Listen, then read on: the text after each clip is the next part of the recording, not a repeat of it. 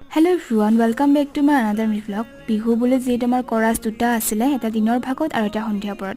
এয়া সন্ধিয়া পৰত বিহুস্থলীৰ পৰিৱেশ আৰু আমি গোটেইখিনি গৈয়ে সেউজগৃহত উপস্থিত হলোহি সময়মতে আৰু সেইদিনাখন সেউজীয়া ড্ৰেছত সকলোকে ইমান যে মৰম লাগিছিল নহয়।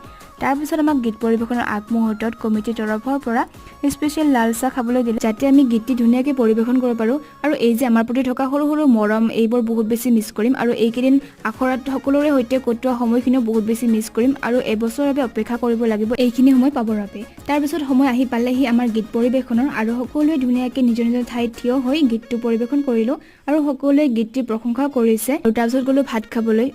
মইতো আপোনালোকক জনাবলৈ পাহৰি গৈছো, আমাৰ ইয়াতে খকিকা হিচাপে আমন্ত্ৰণ কৰিছিলে আপোনালোকৰ সকলোৰে চিনাকি মোক সুকন্যা বাক আৰু বাক ইমান ওচৰৰ পৰা লগ পাই বহুত বেছি ভাল লাগিলে আৰু বিশেষ আকৰ্ষণ আছিলে আমাৰ সকলোৰে মৰমৰ প্ৰিয়ংকা ভৰালী বাৰ প্ৰগ্ৰাম চালো আৰু ঠিকছে নাচিলো।